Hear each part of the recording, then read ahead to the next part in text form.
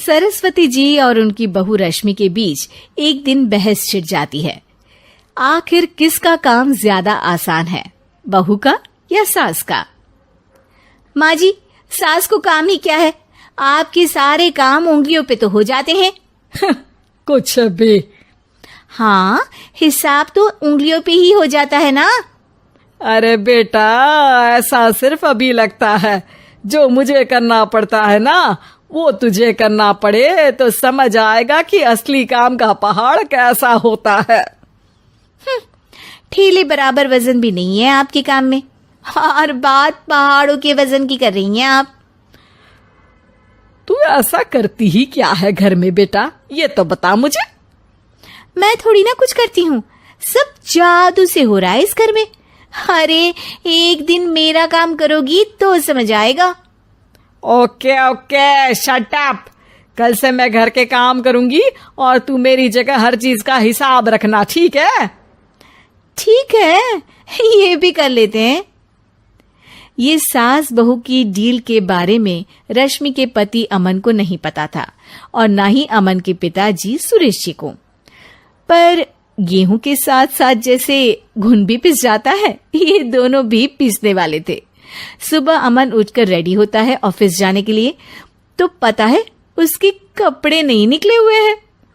अरे रश्मि, तुमने मेरे कपड़े नहीं निकाले? अपनी माँ से पूछो ना, उन्हीं का काम है ये। अमन अपनी माँ के पास जाता है। अब मेरे कपड़े आज आप देने वाले हो क्या माँ? हाँ, देना तो मुझे ही चाहिए, पर तेरी बहू ने कपड़े धोने ही नहीं डाले, तो कोई भी धुला हुआ कपड़ा नहीं है बेटा। हैं? ऐसा क्यों? कपड़े तो धोने आप ही देते हो ना माँ?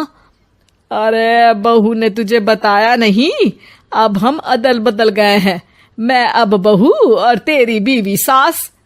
अमन परेशान हो गया। वो बिना इस्त्री के कपड़े पहनकर ऑफिस चला गया।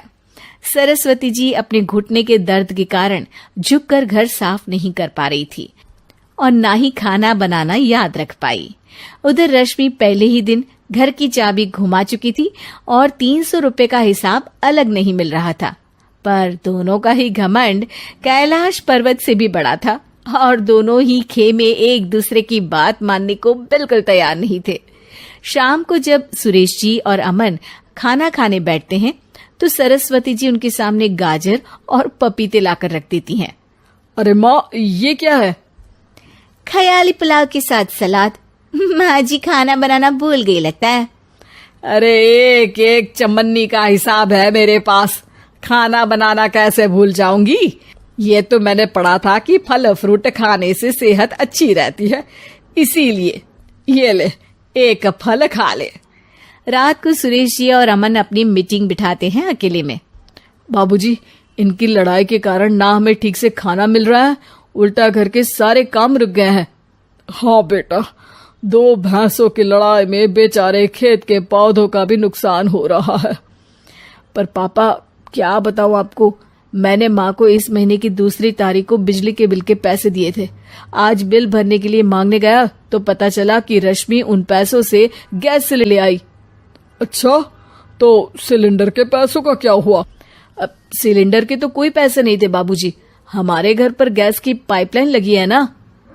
बेटा, इन दोनों का कुछ करना पड़ेगा, नहीं तो अपने घमंड के चक्कर में पूरा घर बर्बाद कर डालेंगे ये दोनों। अमन और सुरेश जी काफी सोच विचार के बाद एक निष्कर्ष पर पहुंचते हैं। रात ही को दोनों अपनी पत्नियों की अलमारी से नई साड़ी निकालते हैं और सुबह जब रश्मि और सरस्वती जी उठते हैं तो देखते हैं कि दोनों पति साड़ी पहनकर चढ़ाव पर सब्जियां काट रहे हैं। अरे ये सब क्या हो रहा है? क्या हो रहा है मतलब? आप दोनों अदल बदल हो सकते हो तो हम क्यों नहीं? अरे क्या मतलब? नहीं नहीं, मेरी भी बचपन से किसी की बहू बनने की इच्छा थी, तो आज से सरस्वती तुम बड़ी बहू, मैं मिडल बहू और अमन छोटी बहू। अरे लेकिन सब घर पर बैठ जाएंगे तो कमाएगा कौन? ये घर कैसे चलेगा? अब वो तो भैया या बाकी लोग जाने, अब हमने भी अदल बदल कर ही लिया है तो कुछ नहीं हो सकता। रश्मि और सरस्वती जी को समझ में आ जाता है कि उन दोनों की आपस की डील की वजह से इन दोनों को बहुत तकलीफ हो रही है और उनके ईगो ने दूसरों को कितनी यातनाएं दी है। अब असल में माँ जी आप सही थी, सास बनना बहुत मुश्किल है। अरे हाँ बेटा, और तू भी, मुझसे तो नहीं हो पाया सब घर के काम, वापस बदल ले क्या? हाँ हाँ बिल्कुल माँ जी, और अब आप दोनों भी बदल लीजिए। कोई आ गया तो आप दोनों को देखकर क्या सोचेगा? अच्छा है, आप दोनों के समझ में ये बात तो आई। मैं फटाक से कपड़े बदल लेता हूँ। अरे रुक जा बेटा, एक फोटो ले लेती हूँ तेरी। मेरी बेटी होती तो तेरे जैसी ही दिखती साड़ी में। और मेरा फोटो नहीं लोगी?